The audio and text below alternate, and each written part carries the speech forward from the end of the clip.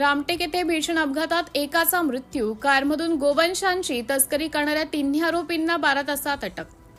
रामटेक येथील police station अंतर्गत तुमसर ते रामटेक रस्त्यावरील मौजा तिडके कॉलेज समोर 21 मे 2026 रोजी मध्यरात्री एका भीषण अपघाताची घटना घडली. एका भरधाव व निष्काळजीपणे जाणाऱ्या कारच्या क्रमांक MH14 DN 2632 चालकाने त्याच्या कडेला असलेल्या सलून दुकानात ठेवल्याचा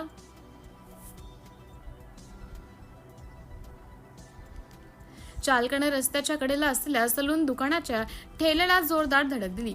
या अपघात इतका भीषण होता की ठेल्याजवळ असलेल्या एका अनोळखी मानसिकदृष्ट्या विचलित व्यक्तीचा जागीच मृत्यू झाला.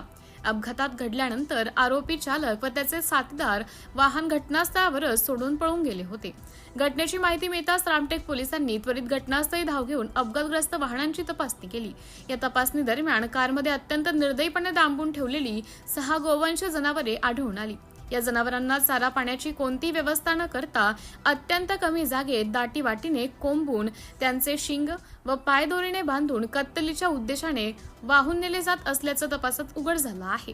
या प्रकरणी पोलिसांनी आरोपीविरुद्ध भारतीय न्याय संहितेच्या विविध कलमान्वये सदोष मनुष्यवधाचा गुन्हा दाखल केला आहे. घटनेचे गांभीर्य लक्षात घेऊन नागपूर ग्रामीणचे पोलीस अधीक्षक हर्षे पोद्दार यांनी आरोपींचा त्वरित शोध घेण्याचे आदेश दिले. त्यानुसार रामटेक पोलीस आणि स्थानिक गुन्हे शाखा नागपूर ग्रामीण यांच्या संयुक्त पथकाने समांतर तपास सुरू केला आहे. तपासादरम्यान मिळालेल्या गोपनीय माहितीच्या व तांत्रिक पुराव्यांच्या आधारे पोलिसांनी 22 मे रोजी अवघ्या 12 तासाच्या आत तिन्ही आरोपींना नागपूर शहरातून ताब्यात घेतले.